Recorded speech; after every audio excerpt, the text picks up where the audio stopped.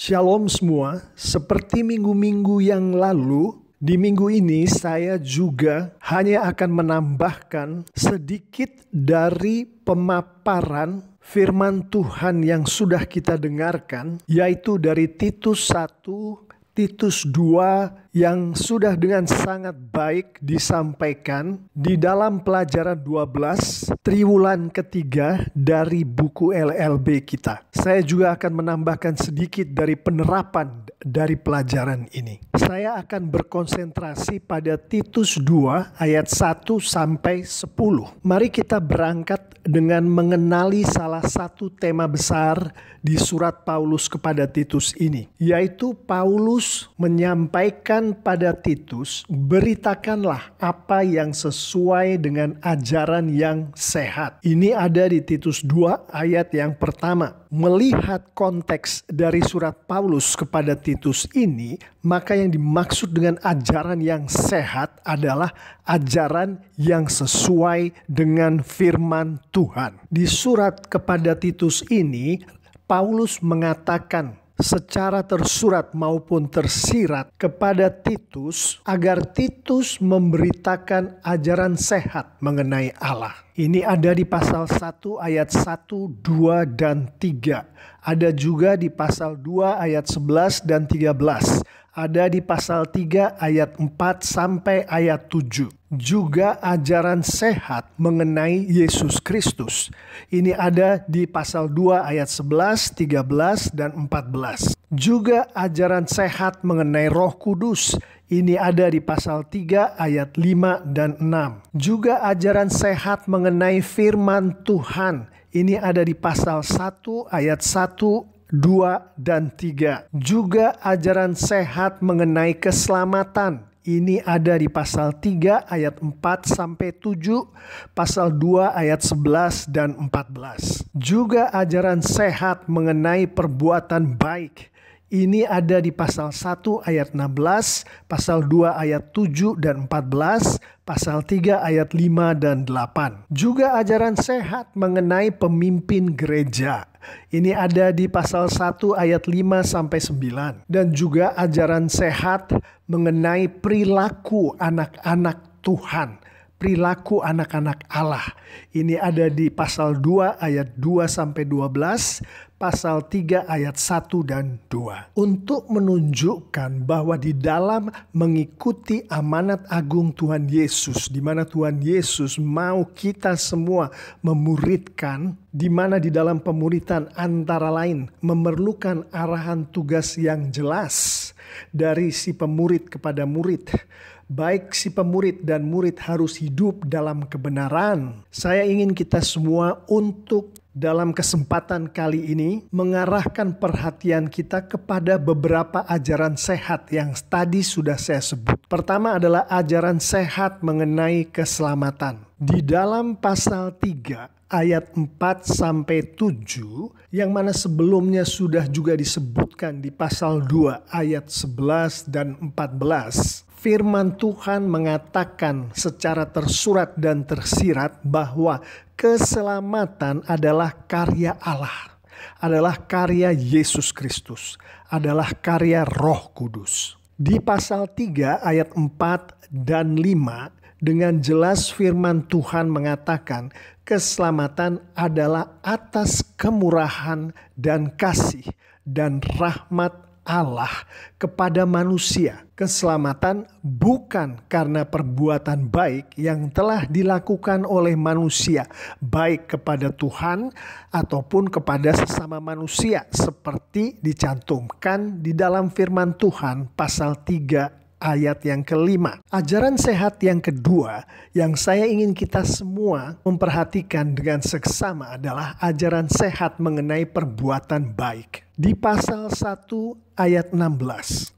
Semua pasal dan ayat yang saya sebutkan tadi dan sekarang dan kemudian adalah mengacu ke surat Rasul Paulus kepada Titus. Di pasal 1 ayat 16 ini firman Tuhan menyampaikan bahwa semua orang yang mengaku mengenal Allah berbuat sesuatu yang baik. Maksud Rasul Paulus adalah supaya Titus, yang hari ini adalah kita semua, anak-anak Tuhan yang membaca firman Tuhan ini, untuk menyampaikan ke siapapun juga yang ada di sekitar kita, yang ada di dalam kehidupan kita. Siapapun juga yang menganggap dia mengenal Allah, berbuat sesuatu yang baik, yaitu sesuatu yang dimaui Tuhan untuk dilakukan oleh orang-orang yang mengenal dia, seperti yang disampaikan oleh firman Tuhan. Di pasal 2 ayat yang ke-7, firman Tuhan berkata kepada kita semua. Pada waktu itu firman Tuhan melalui Rasul Paulus berkata kepada Titus, supaya kita semua, Titus, menjadikan diri kita, menjadikan dirinya suatu teladan dalam berbuat baik. Di pasal 2 ayat 14 firman Tuhan berkata, hai kamu semua umat kepunyaan Allah, termasuk saya, termasuk kamu, termasuk Titus, rajinlah berbuat baik. Di pasal 3 ayat 5 Rasul Paulus menjelaskan kepada kita semua bahwa perbuatan baik bukan syarat dari keselamatan yang datangnya dari Tuhan. Tapi mereka yang sudah percaya kepada Tuhan, kepada Allah, kepada Tuhan Yesus, sungguh-sungguh melakukan pekerjaan baik. Dengan kata lain, tidak ada orang yang bisa berkata dia percaya pada Tuhan, tapi dia tidak melakukan perbuatan baik atau pekerjaan baik. Itu ada di pasal 3 ayat yang ke-8. Ajaran sehat berikutnya yang saya mau kita semua memperhatikan dengan seksama adalah mengenai perilaku anak-anak Tuhan, perilaku anak-anak Allah. Di pasal 2 ayat 2, meskipun ini ditujukan kepada laki-laki tua, tapi ini berlaku untuk semua anak Tuhan.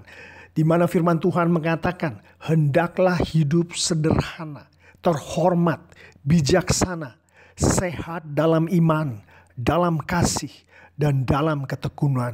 Dilanjutkan di ayat yang ketiga, meskipun ini ditujukan kepada perempuan-perempuan yang tua, tapi ini berlaku untuk kita semua. Hendaklah hidup beribadah, jangan memfitnah, jangan menjadi hamba anggur, cakap mengajarkan hal-hal baik.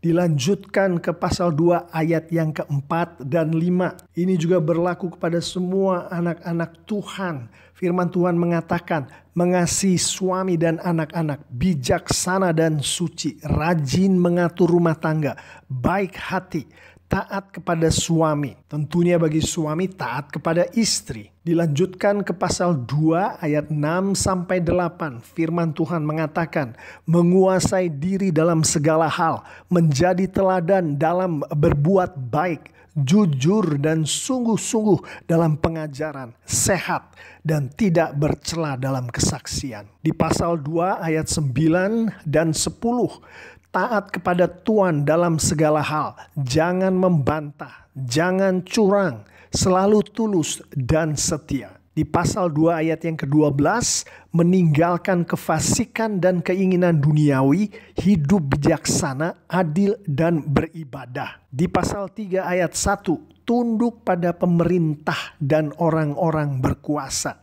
Di pasal 3 ayat 2, jangan memfitnah, jangan bertengkar, selalu ramah dan lemah lembut.